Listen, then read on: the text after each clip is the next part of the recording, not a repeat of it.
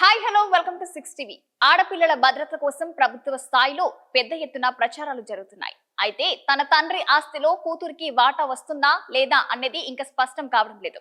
గతంలో వేరు కోర్టులు తీసుకున్న వివిధ నిర్ణయాల కారణంగా ఇటువంటి కేసులు సంక్లిష్టంగా మారాయి. ఒక కుమార్తె తన తండ్రి ఆస్తిలో ఎంత ఎప్పుడు హక్కులు కలిగి ఉంటుంది. పూర్వీకుల ఆస్తి అయితే ఆమెకు ఎంత వాటా వస్తుంది. పెళ్లి తర్వాత తన తండ్రి ఆస్తిలో ఆమెకు ఎలాంటి హక్కులు ఉన్నాయి. ఇవి సామాన్యులకు అర్థం కాని కొన్ని ప్రశ్నలు. అవివాహిత లేదా వితంతువు కూతురికి తండ్రి ఆస్తిపై హక్కు ఉంటుందని, అయితే విడాకులు తీసుకున్న కూతురికి తండ్రి ఆస్తిపై హక్కు ఉండదని ఢిల్లీ హైకోర్టు ఒక తీర్పులో పేర్కొంది.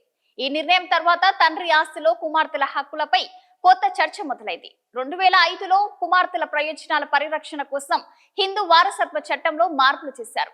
కొత్త చట్టం పూర్వీకుల ఆస్తిలో కుమార్తెలను సమాన వాటాదారులుగా పరిగణిస్తోంది. ఆమె వివాహమైనా వితంతువైనా అవివాహితుడైనా లేదా భర్త నుంచి విడిపోయినా ఆమె వారసత్వంగా వచ్చిన ఆస్తిలో పుట్టినప్పటి నుంచి వాటాదారు అవుతుంది.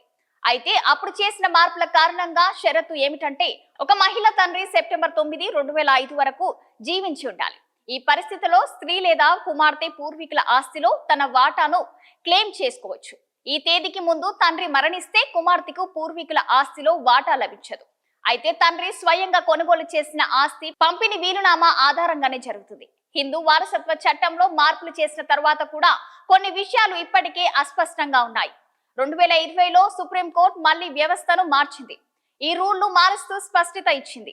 తండ్రి సెప్టెంబర్ 9, 2005 కంటే ముందు మరణించిన కుమార్తెకి కూడా తన తోబుట్టువుల మాదిరిగానే పూర్వీకుల ఆస్తిపై హక్కు ఉంటాయని పేర్కొంది. తండ్రి తన ఆస్తిని స్వయంగా సంపాదించుకున్నట్లయితే అతను తన ఆస్తిని ఎవరికి ఇవ్వాలనేది తండ్రి ఎంపిక అవుతుంది. తండ్రి వీలునామా రాయకపోతే కుమార్తెకి అతని ఆస్తిలో సమాన హక్కు ఉంటుంది. అదే సమయంలో ఉమ్మడి కుటుంబంలో నివసిస్తున్న వ్యక్తి వీలునామా రాయకుండా మరణిస్తే అతని కుమార్తెకి ఆస్తిపై అతని కొడుకులతో పాటు సమాన హక్కు ఉంటాయి. మరిన్ని లేటెస్ట్ అప్డేట్స్ కోసం చూస్తూనే ఉండండి 6 టీవీ.